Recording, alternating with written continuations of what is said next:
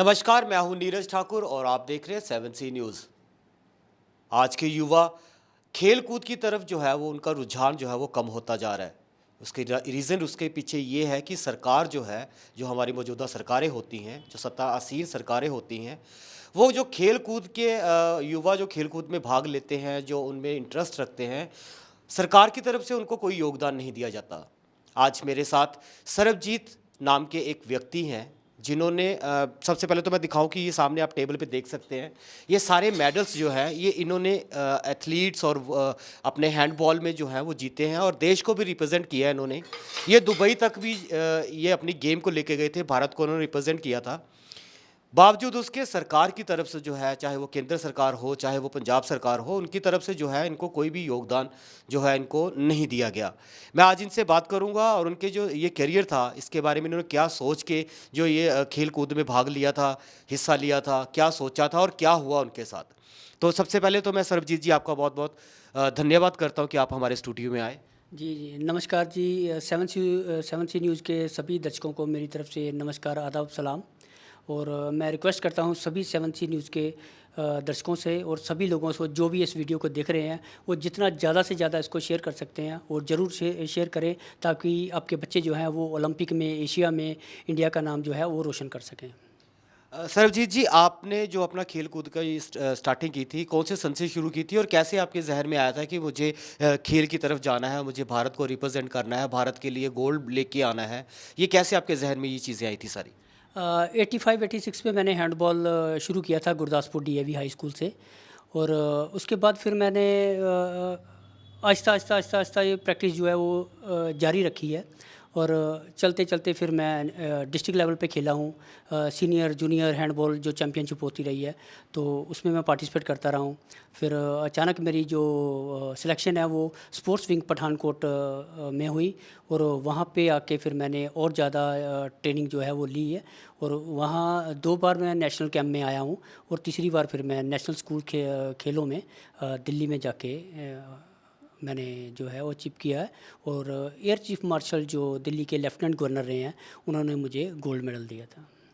आपको चीफ जो मार्शल है उन्होंने आपको गोल्ड मेडल दिया, आपको रिप्रेजेंट किया, तो पंजाब सरकार की तरफ से कोई आपको सहूलियत मिली, आपको कुछ जॉब मिली जहाँ आपका प्लेटफॉर्म बनाया गया, पंजाब सरकार की तरफ से कुछ कदम उठाया गया आपकी गेम को लेकर? जी नहीं, पंजाब सरकार की तरफ से कोई प्लेटफॉर्म हमारे लिए नहीं बनाया गया, जबकि मैंने उस टाइम के जो मुख्यमंत्री रहे हैं सरदार बेअंत सिंह जी, मुख्यमंत्री थे पंजाब के, मैंने उनको भी रिक्वेस्ट लेटर दिया था, फेस टू फेस जाके बात भी किया था मैंने। जो शिक्षा मंत्री रहे हैं पंजाब के उनसे भी मैं मिला हूँ, जाके खुद जाके मिला सेक्रेटेरिएट चंडीगढ़ में। और स्पोर्ट्स मिनिस्टर जो रहे हैं उनसे भी मिला मैं, लेकिन किसी ने भी मेरी कोई सपोर्ट जो है वो नहीं की। और धीरे धीरे जो कैरियर है मेरा वो पीछे की तरफ आने लगा, जबकि मैं आगे बढ़ना चाहता था, लेकिन इन्होंने कोई भी मेरी सपोर्ट जो है वो नहीं की। सरकार की कुछ नालायकी की वजह से या उनकी कह सकते हैं कि उनके नज़र की वजह से कि वो ऐसे जो एथलीट्स होते हैं जो हमारे देश को पूरे विश्व में जो हमारे देश का नाम रोशन कर सकते हैं, उनके ऊपर सरकार की जो है वो नज़र नहीं जाती, जिससे उनका मनोबल जो है वो दिन ब दिन टूटता जाता है। और आज इसी मनोबल के टूटने के बाद वो आज हमारे 7C न्यूज़ में आए हैं और उन्होंने सिर्फ इस चीज़ के लिए वो आए हैं कि इन्होंने हमारे देश के लिए, भारत देश के लिए बहुत कुछ, बहुत मेडल्स लिए, गोल्ड मेडल लिए, गवर्नर्स ने उनको सम्मानित किया, उनको मेडल दिए। बावजूद उसके जो हमारी सरकारें थी उस टाइम की, पंजाब में जो सरकारें थी, उनकी तरफ से कोई भी ऐसा कदम नहीं उठाया गया जिससे कि इनका मनोबल जो है वो टूटने से बचाया जा सके। आज इस समय में आपके काफ़ी ज़हन में गिला होगा सरकार की तरफ से, क्योंकि काफ़ी मेहनत करनी पड़ती है इस मुकाम पे आने के लिए, काफ़ी दौड़ लगानी पड़ती है, बहुत कुछ करना पड़ता है। तो क्या फाइनेंशियली किसी संस्था से या कि गवर्नमेंट से या कि एकेडमी से कभी सपोर्ट मिला आपको? नहीं नहीं, ना गवर्नमेंट से, ना कोई एकेडमी से, ना किसी भी संस्था से मुझे कोई भी जो है वो हेल्प नहीं मिली है। और एक स्पोर्ट्समैन बनना इतना इजी नहीं है जितना कि लोग समझते हैं कि चलो भैया बन जाओ तो ठीक है। हमने 55 टेम्परेचर में, मैं इतना गर्मी के मौसम में दुबई के अंदर में मैं सड़कों के ऊपर जाके दौड़ लगा लगा के मैं प्रैक्टिस करता रहा हूँ। और जो मैराथन होती हैं जो दुबई के अंदर में, स्टैंडर्ड चार्टर दुबई मैराथन हो गया, दुबई क्रिक हो गया, बीच रन हो गया, पाम रन हो गया, इसमें मैं पार्टिसिपेट करता रहा हूँ और पार्टिसिपेट मेडल जो है वो मैंने लिए हैं। और एक बात और भी क्लियर करना चाहता हूँ कि इंडिया को को रिप्रेजेंट मैंने नहीं किया। और जो नेशनल स्कूल्स गेम्स में मैंने जो एयर चीफ मार्शल जो दिल्ली के लेफ्टिनेंट गवर्नर रहे हैं, उन्होंने मुझे गोल्ड मेडल दिया था। इसके बाद मुझे पंजाब के राज्यपाल रिटायर्ड जनरल OP मल्होत्रा जो पंजाब के राज्यपाल रहे हैं, उन्होंने मुझे राजभवन चंडीगढ़ में सम्मानित किया था। और उसके बाद डिप्टी कमिश्नर गुरदासपुर ने 26 जनवरी को मुझे गुरदासपुर में सम्मानित किया गया था। तो इतना सब कुछ करने के बाद भी गवर्नमेंट की तरफ से जो मुझे सपोर्ट मिलनी चाहिए थी, क्योंकि फाइनेंशियल तौर पे मेरे पास इतना ज़्यादा पैसा नहीं था कि मैं आगे बढ़ सकता, क्योंकि मेरा जो सपना था वो यही था कि मैं तिरंगे का नाम जो है जितना ऊँचे सा ऊँचा हो सकता था मैं अपनी तरफ से करता था। लेकिन मेडल जब मैं लेने के लिए जब पार्टिसिपेट करता था, तो जब दुबई की सड़कों पर मैं दौड़ता था तो मेरे हाथ में तिरंगा जो है वो मेरे हाथ में रहता था। तो जब ये फिनिशिंग लाइन पे मैं जब पहुंचता था, तो जब तिरंगा लोग देखते थे तो बहुत ज़्यादा तालियां बजती थी, बहुत ज़्यादा, इतनी ज़्यादा कि दिल को इतनी खुशी होती थी, कदम अपने आप और ज़्यादा मेरे जो है वो तेज़ होने लग जाते थे। बिल्कुल, जो खेल कूद करते हैं, जो एथलीट्स होते हैं, जो अलग अलग विभिन्न विभिन्न जो गेम्स होती हैं उनको करते हैं, जब वो लोग तालियां बजाते हैं तिरंगे के साथ, वो जब भागते हैं, जब वो लेके चलते हैं और दूसरे देश में जब तिरंगे को देख के तालियां बजती है, तो इनका हौसला जो है वो और ऊंचा होता है और अपने देश का नाम रोशन करने के लिए ये भी पीछे नहीं रहते। पर बावजूद इसके सरकार की तरफ से जब कोई कदम ना उठाया जाए, सरकार जब इनका हाथ ना पकड़े, सरकार जब ऐसे ऐसे स्पोर्ट्समैन्स को अनकरेज ना करे, तो इनका जो मनोबल है वो भी टूटता जाता है। आज भी शिकायत है आपको गवर्नमेंट से? हाँ, बहुत बहुत ज़्यादा शिकायत है मुझे गवर्नमेंट से कि मेरा जो कैरियर है वो इन लोगों की वजह से जो है वो पीछे की तरफ चला गया। जबकि मैं Guinness book of world record बनाने की भी हैसियत रखता था। मैंने सोचा था कि जो बुर्ज खलीफा दुबई जो है, मैं वो उसको सीढ़ियों से चढ़ के 180 मंजिल जो इमारत है वहाँ तक जाने का मेरा सपना था। लेकिन मेरे पास इतना ज़्यादा पैसा नहीं था कि मैं ये सब कुछ कर पाता, तो इसलिए किसी ने सपोर्ट किया ही नहीं मुझे। बहुत जगह जगह जाके मैंने गुहार लगाई है, मुख्यमंत्री से, IG पुलिस से, सब जगह जाके एप्लीकेशन दिए हैं, लेकिन किसी ने, सब बस हाँ हो जाएगा सब ला रहे हैं, वो किसी ने भी मुझे जो है वो सपोर्ट नहीं किया। अगर आज मुझे सपोर्ट किया होता तो मैं बहुत बुलंदियों तक पहुंचा होता आज, लेकिन मेरा कैरियर पीछे चला गया।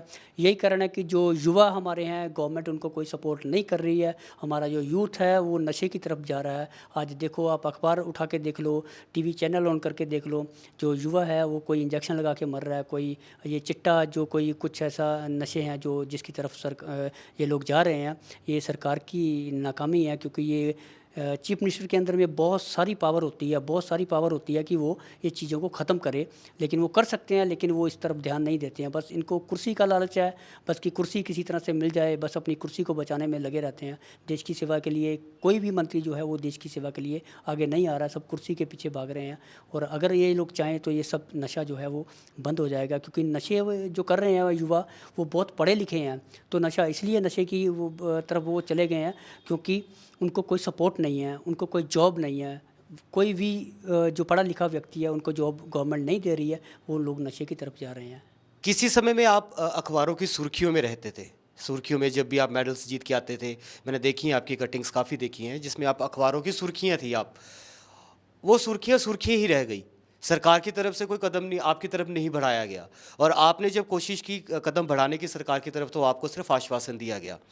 तो आज की सरकार से आप क्या सिफारिश करना चाहेंगे, या फिर आप क्या अपील करना चाहेंगे उनसे अपने इन स्पोर्ट्स को लेकर? बहुत सारी अखबारों में मैं सुर्खियों में रहा हूँ। बड़ी बड़ी अखबारें जो हैं उन्होंने मेरे बारे में लिखा है, लेकिन ये सब कुछ लिखने के बाद भी किसी भी मिनिस्टर ने या किसी भी डिस्ट्रिक्ट लेवल पे या स्टेट लेवल पे या नेशनल, किसी ने भी मेरे साथ कोई भी रास्ता जो हुआ काम नहीं किया। इवन मैंने प्राइम मिनिस्टर ऑफ इंडिया को भी दुबई से लेटर लिखा था, तो वहाँ से भी मुझे कोई जवाब जो है वो नहीं मिला। तो इनसे ये साबित होता है कि सरकार के जो दावे हैं वो सिर्फ खोखले ही नज़र आते हैं, क्योंकि अगर इन्होंने रिटर्न में अगर प्राइम मिनिस्टर को भी उस समय के प्राइम मिनिस्टर को भी लिखा, चीफ मिनिस्टर को भी लिखा, IG पुलिस डिपार्टमेंट को भी लिखा, बावजूद उसके सिर्फ इनको आश्वासन मिला। तो इन सब बातों से ये लगता है कि ये सिर्फ किताबी बातें हैं जो मिनिस्टर्स, जो प्रशासन करता है, ये सिर्फ किताबों तक या फिर अखबारों तक ही सीमित रहता है, क्योंकि उसके ऊपर अमल तो किया नहीं जाता। अगर अमल किया होता, अगर ये चीज़ देखी होती कि जो अखबारों में जो सुर्खियाँ बन रहे हैं वो इसलिए बन रहे हैं क्योंकि उन्होंने कुछ अचीव किया है, वो देश के लिए कुछ करना चाहते हैं, तो उस समय की सरकार, उस समय के प्रशासन जो था, उनको भी चाहिए था कि वो आगे आकर इनका हाथ थामते, तो शायद आज ये भी हमारे देश का नाम जो है वो विश्व में नाम रोशन करते। आपने दुबई में मैराथन सोचने का कैसे सोच लिया कि मुझे दुबई में जाकर ये चीज़ करनी है, मुझे इंडिया में तो ये चीज़ नहीं मिल रही, तो कैसे आपने ये सारा प्लान किया और कैसे आप दुबई के लिए रवाना हुए? जब मैं चीफ मिनिस्टर सरदार बेअंत सिंह से मिला था, तो उसके बाद मैं खेल मंत्री से मिला, उसके बाद मैं स्पोर्ट्स मिनिस्टर से मिला, स्पोर्ट्स डायरेक्टर से मिला। तो उन्होंने लेटर मेरे सारे ले लिए, लेकिन जब वो लेटर में स्पोर्ट्स डिपार्टमेंट से मुझे एक लेटर मिला था कि जो स्पोर्ट्स की भर्ती है वो सीधे तौर पे नहीं होती है, अखबारों के ज़रिए होती है। जबकि अभी थोड़े दिन पहले चीफ मिनिस्टर ने ये लिखा था, अनाउंस किया था कि जो एमएलए हैं इनके बच्चों को जॉब दे देंगे। तो किस बेस पे आप लोग किस तरह से वैकेंसी ये बना दी आपने, कुछ पता नहीं है। आज आपने एमएलए के बच्चों को जॉब देनी शुरू कर दी, कल को आप बोल दोगे कि ये एमसी के बच्चों को दे देंगे, सरपंचों के बच्चों को दे देंगे। तो जो पढ़ा लिखा वर्ग है, वो जो गरीब है, जिनकी कोई सपोर्ट नहीं, जिनकी माँ मिनिस्टर नहीं है, जिनका प्यो मिनिस्टर नहीं है, या जिनका कोई भाई बहन मिनिस्टर नहीं है, वो तो फिर बेचारे ऐसे रह जाएंगे ना, उनको कोई सपोर्ट नहीं मिलेगी। तो सब तरफ जब हारा मैं, तो देखा अभी फैमिली को पालने के लिए, पेट को पालने के लिए कुछ ना कुछ तो करना पड़ेगा। तो इसके लिए फिर मैंने एक एजेंट को 80,000 रुपया मैंने इधर उधर से करके मैंने दिया, और उसके बाद फिर मैं लेबर के लिए मैं दुबई चला गया। दुबई जाके मुझे इतना ज़्यादा नॉलेज नहीं था वहाँ का, क्या कैसे स्पोर्ट्स शुरू करनी है, कैसे नहीं। फिर ऐसे 2-3 साल मैंने ऐसे ही अपने गुजारे।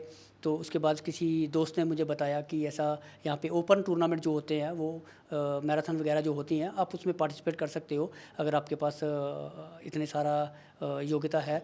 तो मैं आहिस्ता आहिस्ता फिर प्रैक्टिस शुरू किया, क्योंकि दुबई में गर्मी बहुत ज़्यादा होता है, 55 ऐसा टेम्परेचर चला जाता है। तो मैंने गर्मी की परवाह नहीं की, तो मैं वहाँ प्रैक्टिस करता रहा। फिर स्टैंडर्ड चार्टर्ड दुबई मैराथन में मैंने 10 किलोमीटर कंप्लीट किया इंडियन फ्लैग के साथ में। फिर ये जो दुबई क्रिक है उसको 21 किलोमीटर मैंने कंप्लीट किया, वो भी इंडियन फ्लैग के साथ में। फिर पाम रन को भी मैंने इंडियन फ्लैग के साथ में कंप्लीट किया। बड़ा अच्छा लगता है जब तिरंगे को मैं हाथ में लेके दौड़ता हूँ। तो बस मुझे यही था कि मैं इंटरनेशनल प्लेयर बनता, आगे चल के एशिया ओलंपिक में जाता मैं, पर ये सपना मेरा टूटा। तो मैं सरकार से ये रिक्वेस्ट करता हूँ कि ऐसा टैलेंटेड बहुत है देश के अंदर में, इनको सामने लेके आओ, तो जो युवा है वो नशे की तरफ ना जाएँ और ये स्पोर्ट्स की तरफ आ जाए, तो देश का नाम जो है वो रोशन करेंगे। जैसे आपने नशे की बात की कि जैसे पंजाब नशे में डूबा है, पंजाब में नशा बहुत है। हालांकि प्रशासन सरकार जो है वो एड़ी चोटी का जोर लगा रही है कि वो पंजाब से जो है वो नशा को ख़त्म कर दे, बावजूद इसके भी नशा आज भी वैसा का वैसा ही है। तो आप हमारे युवाओं को क्या मैसेज देना चाहेंगे? मैं युवाओं को यही मैसेज देना चाहूँगा कि ये जो गलत रास्ता है उसको ना अपनाएं। आप मेहनत करो, सरकार का दरवाज़ा खटखटाओ, आपको ज़रूर इंसाफ जो है वो मिलेगा। ये गलत रास्ते अपना के अपना कैरियर, अपनी ज़िंदगी को बर्बाद ना करें। बिल्कुल जी, सारे युवाओं को, जैसे ये बहुत अच्छे एथलीट्स थे, बहुत अच्छे गेम खेलते थे, हैंडबॉल खेलते थे, इन्होंने दुबई में जाके हमारे देश का तिरंगा लेके इन्होंने वहाँ पे मैराथन में भी पार्टिसिपेट किया है। इन्होंने यही अपील की है युवाओं से कि जो नशा है वो ख़त्म कर देता है इंसान को, वो जड़ से ख़त्म करना है। वो हमें तभी वो जड़ से ख़त्म होगा जब हम स्पोर्ट्स की तरफ जो है वो ध्यान देंगे। स्पोर्ट्स करेंगे तो हमारा शारीरिक विकास भी होगा, शारीरिक विकास के साथ हमारा मानसिक विकास जो है वो भी होता रहेगा। ये तो थे सरबजीत सिंह जी, जिन्होंने पठानकोट में रहकर पूरे देश का नाम जो है वो वर्ल्ड में रोशन किया है। और मैं भी अपील करता हूँ 7C न्यूज़ से कि हमारे युवाओं को कि वो खेल कूद की तरफ जितना ध्यान देंगे, कि हालांकि उस समय की सरकारें खेल कूद की तरफ इतनी सक्रिय नहीं थी, बट अब सरकारों की तरफ से, जो मौजूदा सरकारें होती हैं उनकी तरफ से जो एथलीट्स हैं, जो प्लेयर्स हैं, उनके मनोबल को बढ़ाने के लिए कई प्रकार के जो है वो यत्न भी किए जा रहे हैं। मैं नीरज ठाकुर, वीडियो जर्नलिस्ट अभिषेक भारद्वाज के साथ 7C न्यूज़ पठानकोट।